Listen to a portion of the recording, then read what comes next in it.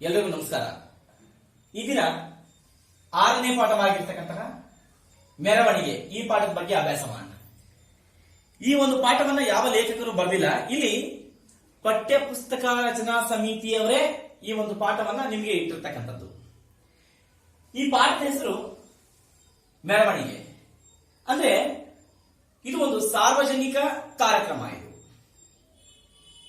ಅಥವಾ ನಾವು ಮದುವೆಗಳಲ್ಲೂ ಸಹ ಮೆರವಣಿಗೆಯನ್ನ ಮಾಡ್ತೀವಿ. ಇಂತಹ ದೊಡ್ಡ ದೊಡ್ಡ ಕಾರ್ಯಕ್ರಮಗಳನ್ನ ಮೆರವಣಿಗೆ ಆಗಿರ್ಬೋದು, ದೊಡ್ಡ ದೊಡ್ಡ ಸಭೆ ಸಮಾರಂಭಗಳು ಆಗಿರ್ಬೋದು, ಇದು ಒಬ್ರು ಇಬ್ಬರಿಂದ ಮಾಡ್ತಕ್ಕಂಥ ಕೆಲಸ ಅಲ್ಲ. ಇದಕ್ಕೆ ಬಹಳ ಜನ ಸೇರ್ಕೊಳ್ಬೇಕು. ಹೆಚ್ಚು ಜನ ಸೇರ್ಕೊಂಡಾಗ ಈ ಕೆಲಸವನ್ನ ಮಾಡಲಿಕ್ಕೆ ಸಾಧ್ಯ.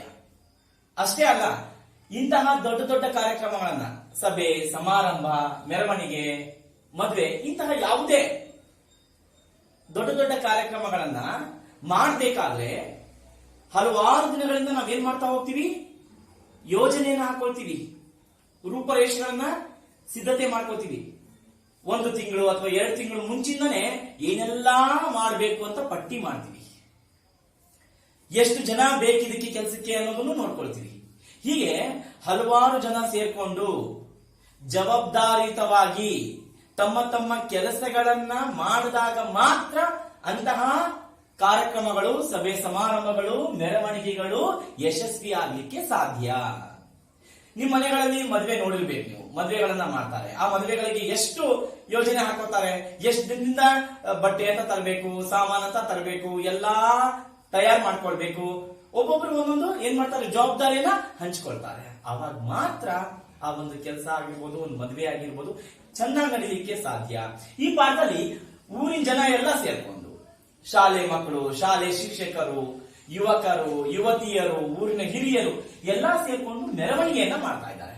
ಇದು ಯಾರ ಮೆರವಣಿಗೆ ಅಂದ್ರೆ, ಇಲ್ಲಿ ಕರ್ನಾಟಕ ಮಾತೆ ಭುವನೇಶ್ವರಿ ನವೆಂಬರ್ 1 ಕರ್ನಾಟಕ ರಾಜ್ಯೋತ್ಸವವನ್ನ ಆಚರಣೆ ಮಾಡ್ತಾರೆ. ಅವತ್ತು ಮೆರವಣಿಗೆಯನ್ನ ಮಾಡಬೇಕು ಅಂತ ಏನ್ ಮಾಡ್ತಾರೆ, ಆ ಮೆರವಣಿಗೆ ಹಮ್ಮಿಕೊಂಡಿದ್ದಾರೆ. ಆ ಮೆರವಣಿಗೆಗೆ ಏನೆಲ್ಲಾ ತಯಾರಿ ಮಾಡಬೇಕು, ಏನೆಲ್ಲಾ ಕಾರ್ಯಕ್ರಮಗಳನ್ನ ನಾವು ಹಮ್ಮಿಕೊಳ್ಬೇಕು ಅನ್ನೋದನ್ನ ಇಲ್ಲಿ ನಮಗೆ ಈ ಒಂದು ಪಾಠನ ನೋಡ್ತಾ ಹೋಗ್ತೀವಿ. ಒಂದು ಮೆರವಣಿಗೆಯನ್ನ ಅಥವಾ ಇಂಥ ಒಂದು ಕಾರ್ಯಕ್ರಮವನ್ನು ಹೇಗೆ ನಡೆಸಬೇಕು, ಹೇಗೆ ಜವಾಬ್ದಾರಿಯಿಂದ ಅದನ್ನ ನಾವು ಕಾರ್ಯವನ್ನು ನಿರ್ವಹಿಸಬೇಕು ಅನ್ನೋದನ್ನ ಈ ಪಾಠದಲ್ಲಿ ನೋಡ್ತಾ ಹೋಗ್ತೀವಿ. ಮೆರವಣಿಗೆ ಬನ್ನಿ ನೋಡ, ಹೇಗೆ ಇಲ್ಲಿ ಒಂದು ಮೆರವಣಿಗೆಯನ್ನ ಅಥವಾ ಇಂತಹ ಒಂದು ಕಾರ್ಯಕ್ರಮವನ್ನು ಹೇಗೆ ನಡೆಸಬೇಕು, ಏನೆಲ್ಲ ಮಾಡಬೇಕು, ಕಾರ್ಯಕ್ರಮ ಯಶಸ್ವಿ ಆಗ್ಬೇಕಾದ್ರೆ ಯಾವ ರೀತಿ ನಾವು ರೂಪರೇಷೆಯನ್ನು ಹಾಕೊಳ್ಬೇಕು, ಯೋಜನೆ ಹಾಕೊಳ್ಬೇಕು ಅನ್ನೋದನ್ನ ನಾವು ಈ ಪಾಠದಲ್ಲಿ ಅಥವಾ ಈ ಪಾಠದಲ್ಲಿ ನಾವು ಕಲಿಬಹುದು. ನಾನು ನೇರವಾಗಿ ಪಾಠಕ್ಕೆ ಬರ್ತಾ ಇದ್ದೀನಿ. ನೀವು ಸಹ ಪಠ್ಯಪುಸ್ತಕವನ್ನ ತೆಗೀರಿ.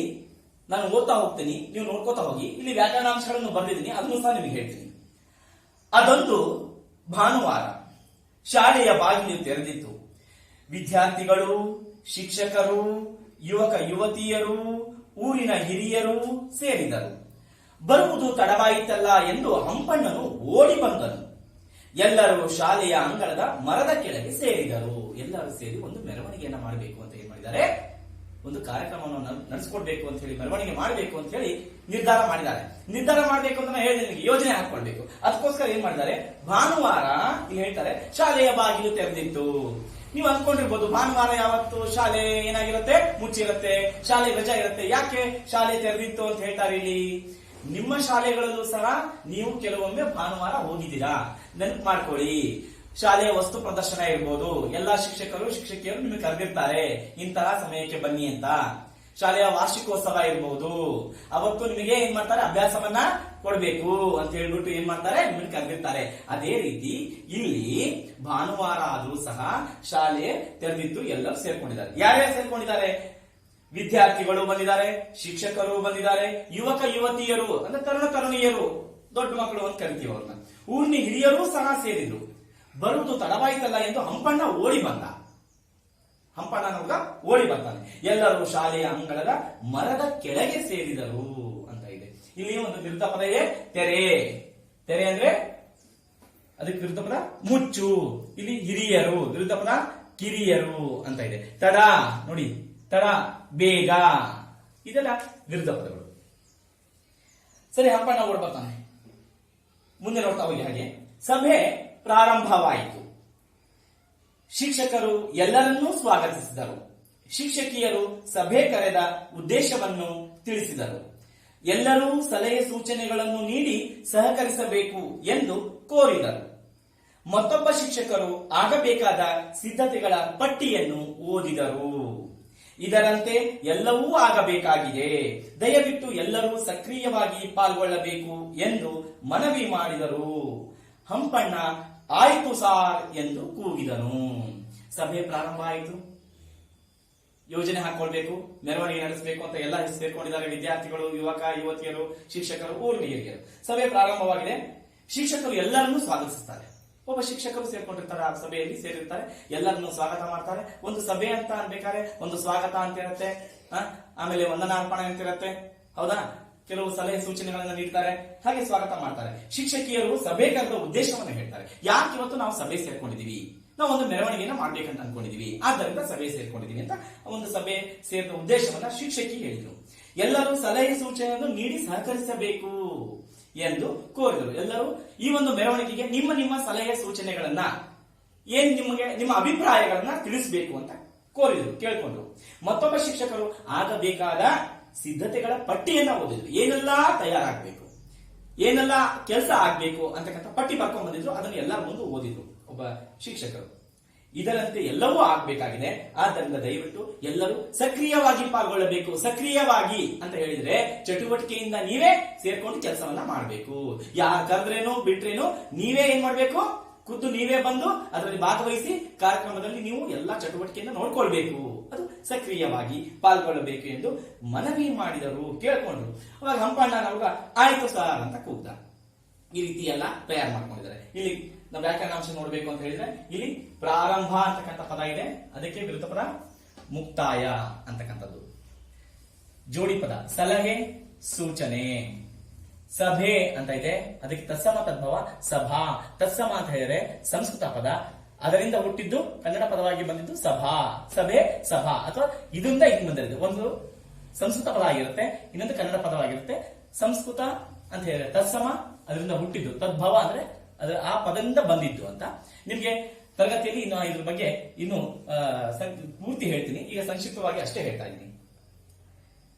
ಸಲಹೆ ಸೂಚನೆ ಹೇಳಿದ್ರೆ ನಿಮಗೆ ಅದು ಜೋಡಿ ಪದ ಅಂತ ಹೇಳ್ಬಿಟ್ಟು ಆಯಿತು ಸಾರ್ ಅಂತ ಹಂಪಣ್ಣ ಹೇಳ್ತಾನೆ. ಆಯಿತು ಅಂತಂದ್ರೆ ಅದು ಆಡು ಭಾಷೆ, ಅದಕ್ಕೆ ಗ್ರಾಂಥಿಕ ರೂಪ, ಬರವಣಿಗೆ ರೂಪ ಆಯಿತು ಅಂತ ಬರೀಬೇಕು.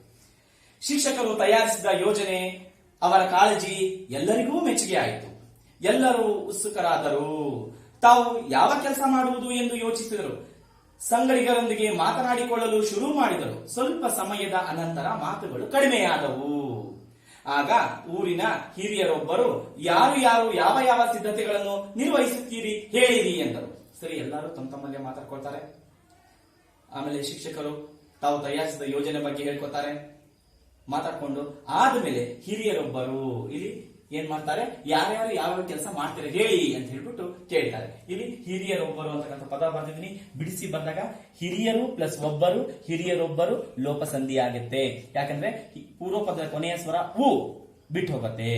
ಉ ಬಿಟ್ಟು ಹೋದಾಗ ಹಿರಿಯರು ಹೋಯ್ತು, ಹಿರಿಯರೋ ಬಂತು, ಆದ್ದರಿಂದ ಇದು ಲೋಪಸಂಧಿ.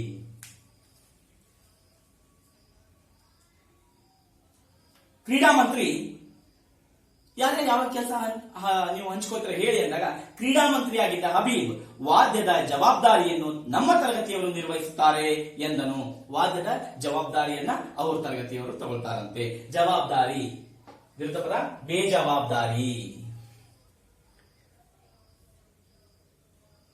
ಶಿಕ್ಷಣ ಮಂತ್ರಿ ಡೀನಾ ಹೇಳ್ತಾರೆ, ನಮ್ಮ ತರಗತಿಯವರು ಘೋಷಣಾ ಫಲಕಗಳನ್ನು ಸಿದ್ಧಪಡಿಸುತ್ತೇವೆ ಎಂದಳು. ಘೋಷಣಾ ಫಲಕ, ಘೋಷಣೆ ಕೂಗೋದು, ಘೋಷಣೆಗಳನ್ನ ಕೂಗ್ತಕ್ಕಂಥದ್ದು, ಅಂತಹ ಫಲಕಗಳನ್ನ ನಾವು ಸಿದ್ಧಪಡಿಸ್ತೇವೆ ಎಂದು. ಇಲ್ಲಿ ಫಲಕ ಅಂತ ಹೇಳಿದ್ರೆ ತತ್ಸಮ ತದ್ಭವ ಹಲಗೆ. ಪಾ ಬಂತು ಅಂದ್ರೆ ಹಾ ಬರುತ್ತೆ. ಅವಾಗ ದೊಡ್ಡೇಶ ಹೇಳ್ಕೊತಾನೆ, ದೊಡ್ಡೇಶ ನಮಗ ಕವಿಗಳ ಚಿತ್ರ ನಮ್ಮ ತರಗತಿಯವರದು ಎಂದನು. ಕವಿಗಳ ಚಿತ್ರವನ್ನ ನಾವು ಬರೀತೀವಿ ಅಂತ ಹೇಳ್ದ. ನಾ ಹೇಳಿದೆ ನಿಮಗೆ ಕರ್ನಾಟಕ ರಾಜ್ಯೋತ್ಸವದ ಬಗ್ಗೆ ಇಲ್ಲಿ ಮೆರವಣಿಗೆ ಆಗ್ತದೆ, ಅದರ ಕವಿಗಳ ಚಿತ್ರವನ್ನ ನಾವು ಬರೀತೀವಿ ಅಂತ ಹೇಳಿ ಯಾರು ಅನ್ಕೊಂಡ್ರು? ದೊಡ್ಡೇಶ ಅನ್ಕೊಂಡ. ಕವಿ ತತ್ಸಮ ತದ್ಭವ ಕಬ್ಬಿಗ. ಕಾವ್ಯ ಅಂತ ಬಂದ್ರೆ ಕಬ್ಬ ಅಂತ ಬರುತ್ತೆ. ಹಾಡು ಮತ್ತು ನೃತ್ಯಕ್ಕೆ ಸಾಂಸ್ಕೃತಿಕ ಸಂಘದವರು ತಯಾರಾಗುತ್ತಾರೆ ಎಂದಳು ಮಯೂರಿ. ಮಯೂರಿ ಹೇಳ್ತಾರೆ, ಸಾಂಸ್ಕೃತಿಕ ಸಂಘದವರು ನಾವೇನ್ ಮಾಡ್ತೀವಿ, ಹಾಡು ಮತ್ತೆ ನೃತ್ಯವನ್ನ ನೋಡ್ಕೊಳ್ತೀವಿ. ಚಿಕ್ಕ ಮಕ್ಕಳಿಗೆ ವೇಷಭೂಷಣಗಳನ್ನು ನಾವು ತೊಡಿಸ್ತೇವೆ ಎಂದನು ಪಿಂಟೋ. ಪಿಂಟೋ ಹೇಳ್ತಾನೆ, ಚಿಕ್ಕ ಮಕ್ಕಳಿಗೆ ವೇಷಭೂಷಣ ಅಂದ್ರೆ ಅಲಂಕಾರ ಮಾಡ್ತಕ್ಕಂಥದ್ದು ಅಥವಾ ಏನ್ ಮಾಡೋದು, ಉಡುಗೆ ತೊಡುಗೆಗಳನ್ನ ತೊಡಸ್ತಕ್ಕಂಥದ್ದು, ಇದನ್ನ ವೇಷಭೂಷಣ ಅಂತ ಕರಿತೀವಿ. ಅವ್ನು ಪಿಂಟೋ, ನಾವು ಜವಾಬ್ದಾರಿ ತೆಗೆದುಕೊಳ್ತೀವಿ ಅಂತ ಹೇಳ್ತಾನೆ. ಆರತಿಯನ್ನು ನಾವು ಹಿಡಿಯುತ್ತೇವೆ ಎಂಗಳು ಉನ್ನತಿ. ಆರತಿಯನ್ನ ನಾವು ಹಿಡ್ಕೊಳ್ತೀವಿ ಅಂತ ಹೇಳಿ ಉನ್ನತಿ ಹೇಳ್ತಾಳೆ. ಪೂರ್ಣಕುಂಭ ನಾವು ಹೊರುತ್ತೇವೆ ಎಂಗಳು ಡಾಲಿ. ಪೂರ್ಣಕುಂಭ ಅಂದ್ರೆ ತುಂಬಿದ ಕೊಡ, ನೀರು ತುಂಬಿದ ಕೊಡ.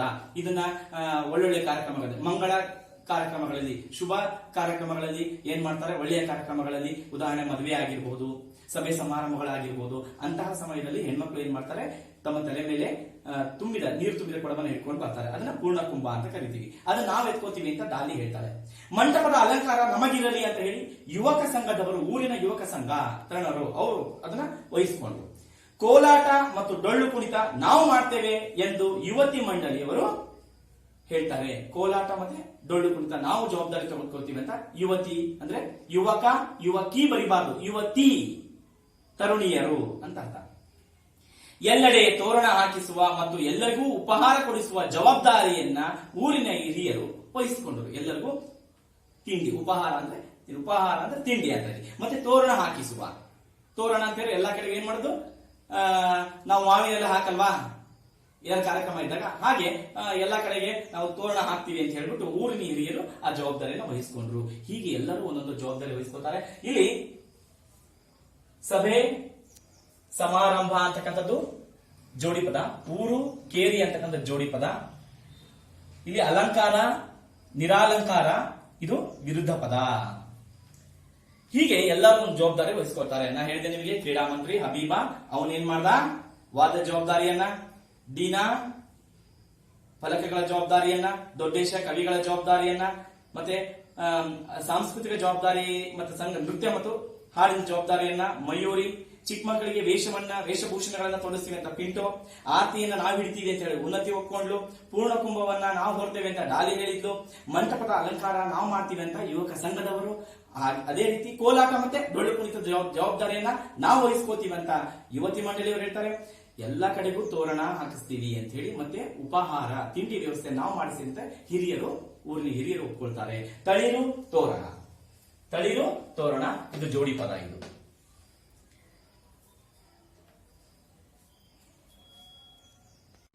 ಹೀಗೆ ಎಲ್ಲರೂ ಒಂದೊಂದು ಜವಾಬ್ದಾರಿನ ತೆಗೆದುಕೊಳ್ತಾರೆ.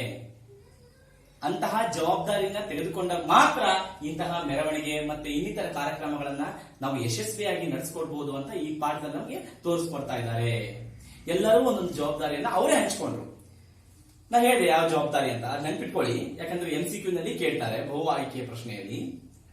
ಇನ್ನ ಮುಂದೆ ಶಿಕ್ಷಕರು ಯೋಜನೆಯ ಪಟ್ಟಿಯಲ್ಲಿ ಜವಾಬ್ದಾರಿ ಹೊತ್ತುಕೊಂಡವರ ಹೆಸರುಗಳನ್ನ ಬರೆದುಕೊಂಡ್ರು.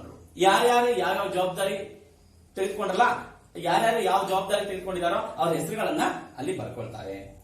ನಾನೇನು ಮಾಡ್ಲಿ ಸಾರ್ ಎಂದು ಎದ್ದು ನಿಂತ ಹಂಪಣ್ಣ ಕೇಳ್ದ. ನಾನೇನು ಮಾಡ್ಲಿ ಸಾರ್, ಮಾಡ್ಲಿ ಇದು ಆಡು ಭಾಷೆ, ಗ್ರಾಂಥಿಕ ರೂಪ ಅಂದ್ರೆ ಬರವಣಿಗೆ ಭಾಷೆಯಲ್ಲಿ ಮಾಡ್ಲಿ, ಮಾಡಲಿ ಅಂತ ಬರೀಬೇಕು ಅಂತ ಹೇಳಿ ಹಂಪಣ್ಣ ಏನ್ ಮಾಡ್ದ, ಎದ್ದು ನಿಂತು ಕೇಳ್ತಾನೆ. ಸ್ವಲ್ಪ ತುಂಟ ಅವನು. ನೀ ನಮ್ ತಂಡದಲ್ಲಿ ಇದ್ದೀಯಾ ಬ್ಯಾಂಡ್ ಬಾರ್ಸೋಕೆ ಎಂದನು ಹಬೀಬ. ಯಾಕಂದ್ರೆ ಹಬೀಬ ಜವಾಬ್ದಾರಿ ತಗೊಂಡಿದ್ದ ಏನು, ವಾದ್ಯದ ಜವಾಬ್ದಾರಿಯನ್ನ. ವಾದ್ಯ ಅಂದ್ರೆ ನಾವು ನುಡಿಸುವ ಅದೊಂದು ಸಾಧನ, ನುಡಿಸುವ ಸಾಧನಗಳು, ಅದನ್ನ ವಾದ್ಯ ಅಂತ ಕರಿತೀವಿ. ನೀನು ಬ್ಯಾಂಡ್ ಬಾರ್ಸೋದ್ರಲ್ಲಿದೀಯಾ ಅಂತ ಹೇಳಿ ಹಬೀಬ ಹೇಳ್ತಾನೆ ಹಂಪಣ್ಣಿಗೆ ಬಹಳ ಖುಷಿ ಆಯ್ತು, ಅವನಿಗೂ ಅದೇ ಬೇಕಾಯ್ತು. ಯೋಜನೆಯಂತೆ ಎಲ್ಲ ಕಾರ್ಯಗಳು ಹಂಚಿಕೆಯಾಗಿದ್ದವು. ಯೋಜನೆಯಂತೆ ಎಲ್ಲ ಕಾರ್ಯಗಳು, ಕೆಲಸಗಳು ಎಲ್ಲ ಹಂಚ್ಕೊಂಡ್ಬಿಟ್ರು. ಎಲ್ಲರೂ ಒಂದೊಂದು ಕೆಲಸ ಜವಾಬ್ದಾರಿ ಹಂಚ್ಕೊಂಡ್ಬಿಟ್ರು.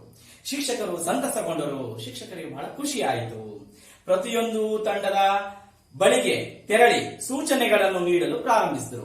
ಯಾರ್ಯಾರು ಯಾವ್ಯಾವ ಜವಾಬ್ದಾರಿ ತೆಗೆದುಕೊಂಡಿದ್ರು ಆ ತಂಡದ ಹತ್ರ ಹೋಗ್ಬಿಟ್ಟು ಶಿಕ್ಷಕರು ಅವರಿಗೆ ಮಾರ್ಗದರ್ಶನ ಮಾಡ್ತಾ ಇದ್ರು. ಅವ್ರ ಬಳಿಗೆ ಹೋಗಿ ಸಲಹೆಗಳನ್ನ, ಸೂಚನೆಗಳನ್ನ ನೀಡಲಿಕ್ಕೆ ಪ್ರಾರಂಭ ಮಾಡಿದ್ರು.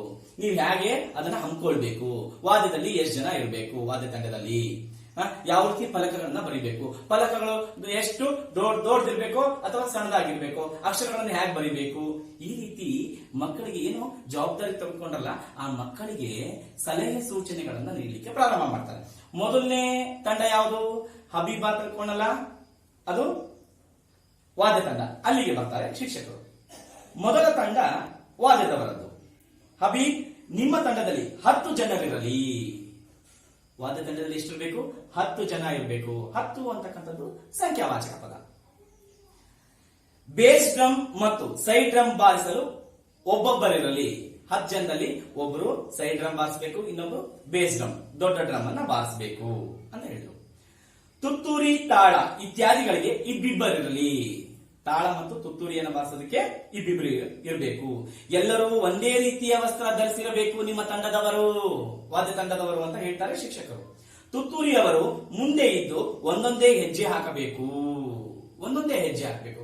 ಒಬ್ರು ದೂರ ಹೋಗೋದು, ಒಬ್ರು ಹತ್ರ ಇರೋದು, ಅಥವಾ ಎಲ್ಲೋ ಬಹಳ ಅಲ್ಲಿ ಅವರು ಇಲ್ಲಿ ಇವರು ಹಾಗೆಲ್ಲ ಇರಬಾರ್ದು.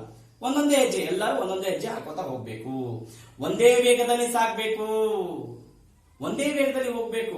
ಇನ್ ಕೆಲವರು ಮುಂದೆ ಹೋಗಿರ್ತಾರೆ, ಇನ್ ಕೆಲವರು ಹಿಂದೆ ಉಳ್ಕೊಳ್ಳೋದು, ಆ ತರ ಮಾಡಬಾರ್ದು ಅಂತ ಸಲಹೆ ಸೂಚನೆಗಳನ್ನ, ಮಾರ್ಗದರ್ಶನವನ್ನ ನೀಡ್ತಾ ಇದ್ದಾರೆ ಶಿಕ್ಷಕರು. ಊರಿನ ಕೆಲವು ಸ್ಥಳಗಳಲ್ಲಿ ನೃತ್ಯ ತಂಡದವರು ನೃತ್ಯ ಮಾಡುವಾಗ ವಾದ್ಯ ನುಡಿಸುವುದನ್ನು ನಿಲ್ಲಿಸಬೇಕು. ನೃತ್ಯ ಅಂದ್ರೆ ಕುಣಿಯೋದು. ನೃತ್ಯ ಮಾಡೋರು ಅವ್ರು ಪ್ರಾರಂಭ ಮಾಡಿದಾಗ ನೃತ್ಯ ಮಾಡ್ಲಿಕ್ಕೆ ವಾದ್ಯವನ್ನ ನುಡಿಸ್ತಕ್ಕಂಥವ್ರು ನಿಲ್ಲಿಸ್ಬಿಡ್ಬೇಕು. ವಾದ್ಯ ನುಡಿಸಬಾರ್ದು ಅವಾಗ, ಯಾಕಂದ್ರೆ ಜನ ಅವ್ರು ನೋಡ್ಬೇಕು ಅಂತ ಹೇಳ್ಬಿಟ್ಟು ಶಿಕ್ಷಕರು ಹೇಳಿದ್ರು ಎಂದರು ಶಿಕ್ಷಕರು. ಹಬೀಬ, ಹಾಗೆಯೇ ಆಗಲಿ ಸಾರ್ ಎಂದನು. ಆಯ್ತು ಸಾರ್, ನೀವು ಹೇಳ್ದಂಗೆ ಮಾಡ್ತೀವಿ ಅಂತ ಹೇಳ್ತಾನೆ. ಆಗ ಹಂಪಣ್ಣ, ನಾನು ಸೈಡ್ ಡ್ರಮ್ ಎಂದನು. ನಾನು ಸೈಡ್ ಡ್ರಮ್ ಎಂದನು ಅಂದ್ರೆ ನಾನು ಸೈಡ್ ಡ್ರಮ್ ಬಾರಿಸ್ತೀನಿ, ಸಣ್ಣ ಡ್ರಮ್ ಅನ್ನ ನಾನು ಬಾರಿಸ್ತೀನಿ ಅಂತ ಹೇಳಿ ಹಂಪಣ್ಣ ಹೇಳ್ತಾನೆ. ಅದಕ್ಕೆ ಶಿಕ್ಷಕರು ಹೇಳ್ತಾರೆ, ಆಯ್ತು ಆಯ್ತು. ನಾನು ಹೇಳಿದೆ ಇದು ಆಡು ಭಾಷೆ. ಆಯಿತು ಇದು ಗ್ರಾಂಥಿಕ ಬರವಣಿಗೆ ಭಾಷೆ. ಆಯ್ತು, ಅದು ಹರಿದು ಹೋಗದಂತೆ ಬಾರಿಸು ಎಂದರು. ಎಲ್ಲರೂ ನಕ್ಕರು.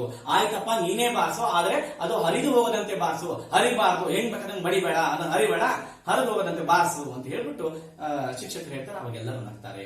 ಇಷ್ಟು ಯೋಜನೆಗಳನ್ನ ಹಾಕೊಂಡಿದ್ದಾರೆ. ಹೀಗೆ ಎಲ್ಲಾ ತಂಡದವರ ಹತ್ರ ಹೋಗ್ಬಿಟ್ಟು ಶಿಕ್ಷಕರು ಏನ್ ಮಾಡ್ತಾರೆ? ಮಾರ್ಗದರ್ಶನವನ್ನ, ಸಲಹೆ ಸೂಚನೆಗಳನ್ನ ನೀಡ್ತಾ ಇದ್ದಾರೆ. ಇನ್ನ ಮುಂದಿನ ತಂಡಕ್ಕೆ ಅವ್ರು ಹೋಗಿ ಸಲಹೆ ಸೂಚನೆಗಳನ್ನ, ವಿದ್ಯಾರ್ಥಿಗಳೇ, ಶಿಕ್ಷಕರು ಏನು ಯೋಜನೆಯನ್ನ ರೂಪಿಸಿದ್ರು ಆ ಯೋಜನೆಯಂತೆ ಎಲ್ಲರೂ ಸಹ ಒಂದು ಜವಾಬ್ದಾರಿಯನ್ನ ವಹಿಸಿಕೊಂಡಿದ್ದಾರೆ.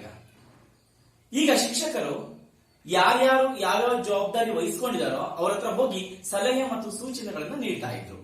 ಈಗಾಗಲೇ ನಾವು ಮೊದಲ ತಂಡವಾಗಿರ್ತಕ್ಕಂತಹ ವಾದ್ಯದವರು, ಆ ವಾದ್ಯದ ಜವಾಬ್ದಾರಿಯನ್ನ ಕ್ರೀಡಾ ಮಂತ್ರಿ ಹಬೀಬಾ ವಹಿಸಿಕೊಂಡಿದ್ದ. ಅವನ ಹತ್ರ ಹೋಗಿ ಈಗಾಗಲೇ ಸಲಹೆ ಮತ್ತು ಸೂಚನೆಗಳನ್ನು ನೀಡಿದ್ದಾರೆ. ಯಾವ ರೀತಿ ನೀವು ಒಂದು ವಾದ್ಯ ತಂಡವನ್ನ ರಚನೆ ಮಾಡಿಕೊಂಡಿರ್ಬೇಕು ಅಂತ ಹೇಳಿ ಅವರಿಗೆ ಸಲಹೆ ಸೂಚನೆಗಳನ್ನು ನೀಡಿದ್ದಾರೆ.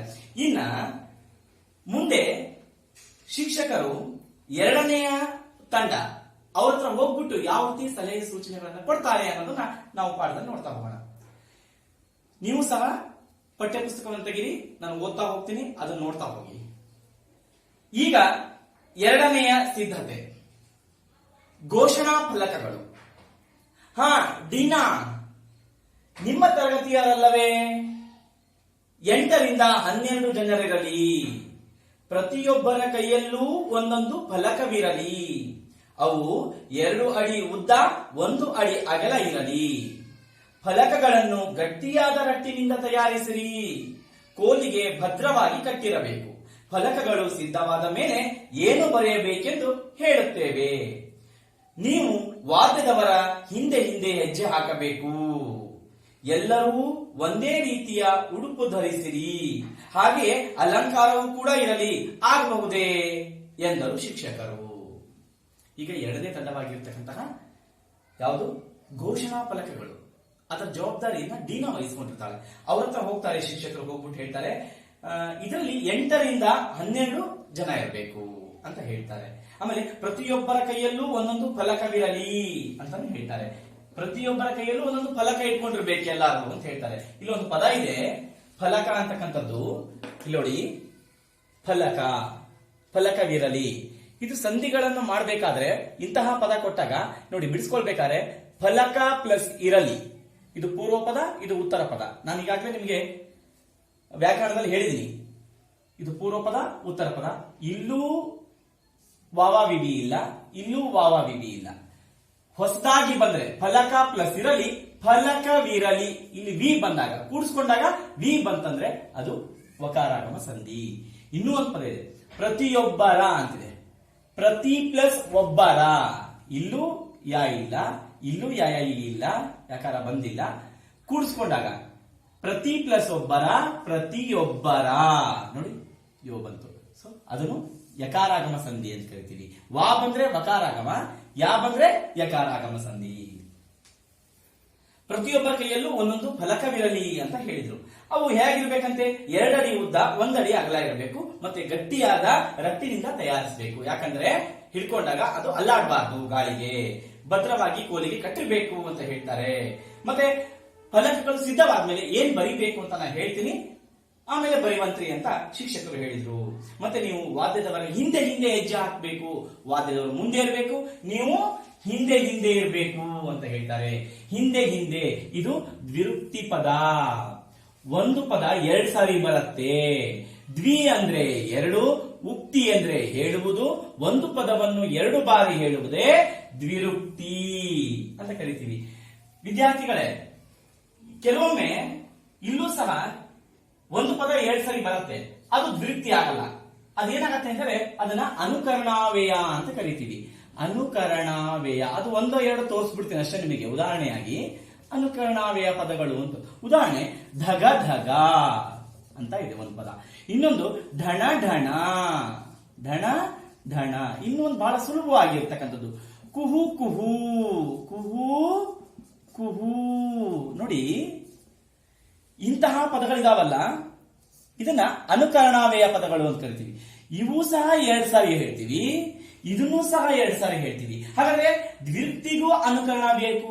ಏನ್ ವ್ಯತ್ಯಾಸ ಅಂತ ಹೇಳಿದ್ರೆ, ಅನುಕರಣೆ ಅಂತ ಹೇಳಿದ್ರೆ ಒಂದು ಧ್ವನಿಯನ್ನ ನಾವು ಅನುಕರಣೆ ಮಾಡಿ ಹೇಳ್ತಕ್ಕಂಥ ಶಬ್ದಗಳೇ ಅನುಕರಣಾವ್ಯಯಗಳು. ಯಾವುದೇ ಆಗಿರ್ತಕ್ಕಂಥ ಒಂದು ಧ್ವನಿಯನ್ನ ನಾವು ಅನುಕರಣೆ, ಈಗ ಉದಾಹರಣೆ ಬೆಂಕಿ ಹೇಗೆ ಹತ್ಕೊಳ್ಳುತ್ತೆ ಅಂತ ಹೇಳಿ, ಧಗ ಧಗ ಧಗ ಧಗ ಉರಿತಾ ಇತ್ತು. ಬೆಂಕಿ ಹೇಗೆ ಉರಿತಾ ಇತ್ತು, ಆ ಬೆಂಕಿ ಹೇಗೆ ಉರಿತಾ ಇತ್ತು ಅನ್ನೋದಕ್ಕೆ ನಾವು ಅಲ್ಲಿ ಅನುಕರಣೆ ಮಾಡಿ ಹೇಳ್ತೀವಿ. ಬೆಂಕಿ ಉರಿತಕ್ಕಂಥ ರೀತಿ ಧಗ ಧಗ. ಶಾಲೆಯಲ್ಲಿ ಗಂಟೆ ಬಾರಿಸಲ ಢಣ ಢಣ. ನೋಡಿ, ಅದರ ಸ್ವಭಾವನ ಹೇಳ್ತಿರ್ಬೇಕು, ಒಂದು ವಸ್ತುವಿನ ಸ್ವಭಾವವನ್ನ ಹೇಳ್ತಾ ಇರ್ಬೇಕು. ಕೋಗಿಲೆ ಹೇಗೆ ಹೋಗತ್ತೆ, ಕುಹು ಕುಹು. ನೋಡಿ, ಅದನ್ನ ಅದೇ ರೀತಿ ಅನುಕರಣೆ ಮಾಡಿ ಹೇಳ್ತೀವಿ. ಅನುಕರಣೆ ಮಾಡಿ ಹೇಳ್ತಕ್ಕಂಥ ಪದಗಳನ್ನ ಅನುಕರಣಾವ್ಯಯಗಳು ಅಂತ ಕರಿತೀವಿ. ಅನುಕರಣೆ ಮಾಡ್ದೇನೆ 2 ಪದ ಬಂತು ಅಂದ್ರೆ ಅದನ್ನ ದ್ವಿರುಕ್ತಿ ಅಂತ ಕರಿತೀವಿ. ಇದ್ರ ಬಗ್ಗೆ ನಾನು ತರಗತಿಯಲ್ಲಿ ನಿಮಗೆ ಪೂರ್ತಿ ವಿವರವಾಗಿ ಹೇಳ್ತಕ್ಕಂಥ ಪ್ರಯತ್ನ ಮಾಡ್ತೀನಿ. ಇಷ್ಟು ನಿಮಗೆ ಗೊತ್ತಿರಲಿ ಅಂತ ಹೇಳಿದ್ದೀನಿ. ಸರಿ, ನೀವು ವಾದ್ಯದವರ ಹಿಂದೆ ಹಿಂದೆ ಹೆಜ್ಜೆ ಹಾಕಬೇಕು ಅಂತ ಹೇಳ್ತಾರೆ. ಮತ್ತೆ ಹೀಗೆ ಒಂದೇ ರೀತಿಯ ಉಡುಪನ್ನು ಧರಿಸಿರ್ಬೇಕು, ಮತ್ತೆ ಅಲಂಕಾರ ಇರಲಿ ಅಂದಾಗ ಡಾಲಿ ಆಗ್ಲಿ ಸರ್ ಎಂದಳು. ಆಗ ಸಾರ್ ಅವ್ರು ಹಾಕೋ ಡ್ರೆಸ್ ನಾವು ಹಾಕ್ಬೇಕಾ ಸಾರ್ ಎಂದನು. ಅವ್ರು ಹಾಕೋ ಡ್ರೆಸ್ ನಾವು ಹಾಕ್ಬೇಕಾ ಅಂತ ಕೇಳ್ತಾನೆ ಹಂಪಣ್ಣ. ಆಗ ಅಲ್ಲ ಕಣೋ, ಬಡಿಯುವವರಿಗೆ ಬೇರೆ ಎಂದಳು ಸುಲೋಚನ. ಸುಲೋಚನ ಹುಡುಗಿ ಹೇಳ್ತಾಳೆ ಹಂಪಣ್ಣಗೆ, ಇಲ್ಲಪ್ಪ ಬಡಿಯೋರಿಗೆ ಬೇರೆ, ವಾದ್ಯದವರಿಗೆ ಬೇರೆ, ಫಲಕಗಳನ್ನು ಹಿಡ್ಕೊಳ್ತಕ್ಕಂಥವ್ರಿಗೆ ಬೇರೆ ಬೇರೆ ಉಡುಪು ಡ್ರೆಸ್ ಇದೆ ಅಂತ ಹೇಳ್ತಾರೆ. ಶಿಕ್ಷಕರು ಮುಗುಳ್ನಗುತ್ತಾ ಬೇರೆ ಬೇರೆ ಇರಲಿ ಎಂದರು. ಮುಗುಳ್ನಗೋದು ಅಂದ್ರೆ ಜೋರ ನಗ್ಬಾರ್ದು, ಅಲ್ಲಿ ಧ್ವನಿ ಬರಬಾರ್ದು, ಹಲ್ಲುಗಳು ಕಾಣಿಸಬಾರ್ದು, ಸುಮ್ಮನೆ ನಗ್ಬೇಕು, ಮುಖದಲ್ಲಿ ನಗು ಇರ್ಬೇಕು. ಆ ತರ ನಗದೆ ಅದನ್ನ ಮುಗುಳ್ನಗೆ ಅಂತ ಕರಿತೀವಿ. ಬೇರೆ ಬೇರೆ ಇರಬೇಕು ಡ್ರೆಸ್ ಅಂತ ಹೇಳ್ತಾರೆ. ಉಡುಪುಗಳು ಬೇರೆ ಬೇರೆ ಅಂತಕ್ಕಂಥದ್ದು ಸಹ ದ್ವಿರುಕ್ತಿ ಪದ. ಇದು ಅನುಕರಣಾವ್ಯಯ ಅಲ್ಲ, ಇಲ್ಲಿ ಅನುಕರಣೆ ಮಾಡ್ತಕ್ಕಂಥ ಪದ ಅಲ್ಲ, ಅದು ಅನುಕರಣೆ ಮಾಡಿ ಬರೋದಿಲ್ಲ. ಹೀಗೆ ಶಿಕ್ಷಕರು ಆಯಾ ಸಿದ್ಧತೆಗಳಿಗೆ ಸಂಬಂಧಿಸಿದಂತೆ ನಿರ್ದೇಶನಗಳನ್ನು ನೀಡಿದರು. ಎಲ್ಲಾ ಕಡೆ ಹೋಗ್ತಾರೆ, ಹೇಗೆ ನೀವು ತಯಾರಿ ಮಾಡ್ಕೊಳ್ಬೇಕು ಅಂತ ಎಲ್ಲಾ ತಂಡದವರ ಹತ್ರ ಹೋಗಿ ಹೇಳ್ತಾರೆ, ಸಲಹೆ ಸೂಚನೆಗಳು ಕೊಡ್ತಾರೆ. ಅನಂತರ ಚರ್ಚೆಗೆ ಅವಕಾಶ ಕೊಟ್ಟರು. ಎಲ್ಲರೂ ಚರ್ಚೆ ಮಾಡಬಹುದು, ನಿಮಗೆ ಏನಾದ್ರು ಸಮಸ್ಯೆ ಇದ್ರೆ ಕೇಳ್ಕೋಬಹುದು ಅಂತ ಶಿಕ್ಷಕರು ಹೇಳ್ತಾರೆ. ಎಲ್ಲರೂ ತಮ್ಮ ಅನಿಸಿಕೆ ಅಭಿಪ್ರಾಯಗಳನ್ನು ಹೇಳಿದರು. ಕೆಲವರಿಗೆ ಶಿಕ್ಷಕರು ಮತ್ತೆ ಮತ್ತೆ ವಿವರಣೆ ನೀಡಿದರು. ಕೆಲವರಿಗೆ ಅನುಮಾನ ಇರುತ್ತೆ, ಅದಕ್ಕೆ ಅನುಮಾನ ಬಗೆಹರಿಸ್ಕೋಬೇಕು ಅಂತ ಮತ್ತೆ ಕೇಳ್ತಾರೆ. ಅದಕ್ಕೆ ಮತ್ತೆ ಮತ್ತೆ ಉತ್ತರವನ್ನ ಹೇಳ್ತಾರೆ ಶಿಕ್ಷಕರು. ಮತ್ತೆ ಮತ್ತೆ ಇದು ಸಹ ಅನುಕರಣವೇ ಅಲ್ಲ, ದ್ವಿರುಕ್ತಿ. ಮತ್ತೆ ಮತ್ತೆ ಏನ್ ಮಾಡಿದ್ರು, ವಿವರಣೆ ಕೊಡ್ತಾರೆ ಶಿಕ್ಷಕರು ಅನುಮಾನ ಇದ್ದವರಿಗೆ. ಹಂಪಣ್ಣ ಎಲ್ಲಾ ವಿಚಾರಗಳಲ್ಲೂ ಮೂಗು ತೂರಿಸುವುದು ಮರೆಯಲಿಲ್ಲ. ಹಂಪಣ್ಣ ಎಲ್ಲಾ ವಿಚಾರಗಳಲ್ಲೂ ಮೂಗು ತೂರಿಸಿದ. ಮೂಗು ತೂರಿಸೋದಂದ್ರೆ ಯಾರು ಒಂದಿಬ್ರು ಮಾತಾಡ್ತಿರ್ಬೇಕಾದ್ರೆ ಅಡ್ಡ ಹೋಗಿ ಅನಗತ್ಯವಾಗಿ ಮಾತಾಡೋದು. ಅಲ್ಲಿ ಇವರ ಒಂದು ಉಪಸ್ಥಿತಿ ಇರೋದಿಲ್ಲ, ಸುಮ್ಮನೆ ಹೋಗಿ ಮಾತಾಡ್ತಕ್ಕಂಥದ್ದು. ಇಬ್ರು ಮಾತಾಡ್ಬೇಕಾದ್ರೆ ಅದು ಅನಗತ್ಯವಾಗಿ ಅದನ್ನ ಮೂಗು ತೋರಿಸೋದು ಅಂತ ಹೇಳ್ತೀವಿ. ಇವನು ಸುಮ್ಮನೆ ಮಾತಾಡ್ತಾ ಇದ್ದ, ಪದೇ ಪದೇ ಪ್ರಶ್ನೆ ಕೇಳೋದನ್ನ. ಮೂಗು ತೋರಿಸುವುದು ಮರೆಯಲಿಲ್ಲ, ಮರೆ ಇದಕ್ಕೆ ವಿರುದ್ಧ ಪದ ನೆನಪು, ನೆನಪಿಟ್ಕೊಳ್ಳಿದ್ದಾನೆ. ಶಿಕ್ಷಕಿಯರು ಎಲ್ಲರಿಗೂ ವಂದನೆ ಸಲ್ಲಿಸಿದರು. ಆಯ್ತು, ಎಲ್ಲರ ಅಭಿಪ್ರಾಯಗಳನ್ನ ಕೇಳಿಸ್ಕೊಂಡ್ರು, ಆಯ್ತು, ಎಲ್ಲ ತಮ್ಮ ತಮ್ಮ ಸಮಸ್ಯೆಗಳನ್ನ ಬಗೆಹರಿಸಿಕೊಂಡ್ರು, ವಂದನೆಗಳನ್ನ ಎಲ್ಲರೂ ಹೇಳಿದ್ರು. ಬಂದಿದ್ದಕ್ಕೆ ತಮಗೆಲ್ಲ ವಂದನೆಗಳು. 2 ಭಾನುವಾರಗಳಲ್ಲಿ ಇಲ್ಲಿಯೇ ಅಭ್ಯಾಸ ನಡೆಸೋಣ ಎಂದರು. ಇನ್ನೂ 2 ಭಾನುವಾರ ನಮಗೆ ಬಾಕಿ ಇದೆ, ಸಮಯ ಇದೆ. 2 ಭಾನುವಾರ ಇಲ್ಲೇ ಬಂದು ಎಲ್ಲರೂ ಅಭ್ಯಾಸ ಮಾಡೋಣ ಅಂತ ಹೇಳಿ ಮಾತಾಡ್ಕೊಂಡ್ರು. ಆಗಲೇ ಎಲ್ಲರೂ ತಮ್ಮ ತಮ್ಮ ಸಿದ್ಧತೆಗಳ ಕುರಿತು ಉತ್ಸಾಹದಲ್ಲಿದ್ರು. ಆಗಲೇ ಎಲ್ಲರೂ ಏನೇ ಸಿದ್ಧತೆ ಮಾಡ್ಕೋಬೇಕು ಅಂತ ಹೇಳ್ಬಿಟ್ಟು ಎಲ್ಲರೂ ಉತ್ಸಾಹದಲ್ಲಿದ್ರು. ತಮ್ಮ ತಮ್ಮ ಸಿದ್ಧತೆಗಳ ಕುರಿತು ಉತ್ಸಾಹ, ತಮ್ಮ ತಮ್ಮ, ಇದು ಸಹ ಏನು ವಿರುಕ್ತಿ ಪದ, ಇದು ಸಹ ವಿರುಕ್ತಿ ಪದ. ಯೋಜನೆಯಂತೆ ಎಲ್ಲವೂ ನಡೆಯಿತು. ನವೆಂಬರ್ 1 ಬಂದೇ ಬಿಟ್ಟಿತು. ನಾ ಹೇಳಿದೆ, ಇಲ್ಲಿ ನವೆಂಬರ್ 1 ಕರ್ನಾಟಕ ರಾಜ್ಯೋತ್ಸವ ಆಚರಣೆ ಮಾಡ್ತಾ ಇದ್ದಾರೆ ಅಂತ ಹೇಳಿದ್ದೆ ನಿಮಗೆ. ಶಿಕ್ಷಕರ ಸೂಚನೆಯಂತೆ ಎಲ್ಲ ತಂಡದವರು ಮೆರವಣಿಗೆಗೆ ಸಿದ್ಧವಾಗಿ ಬಂದರು. 2 ಭಾನುವಾರ ಏನ್ ಮಾಡಿದ್ರು? ಅಭ್ಯಾಸ ಮಾಡಿದ್ರು. ನವೆಂಬರ್ 1 ಬಂತು, ಎಲ್ಲರೂ ತಯಾರಾಗಿ ಬಂದೇ ಬಿಟ್ರು ಮೆರವಣಿಗೆ. ಆದರೆ ಭುವನೇಶ್ವರಿಯಲ್ಲಿ, ಈಗ ಭುವನೇಶ್ವರಿ ಬೇಕಲ್ಲ ಮೆರವಣಿಗೆ ಮಾಡ್ಲಿಕ್ಕೆ, ಕರ್ನಾಟಕ ಮಾತೆ ಭುವನೇಶ್ವರಿ ಎಲ್ಲಿ? ಎಲ್ಲರೂ ಪರಸ್ಪರ ಮಾತನಾಡಿಕೊಂಡರು. ಎಲ್ಲಿದ್ದಾಳೆ ಎಲ್ಲಿದ್ದಾಳೆ ಅಂತ ಹೇಳ್ಬಿಟ್ಟು ಎಲ್ಲರೂ ಮಾತನಾಡಿಕೊಂಡರು.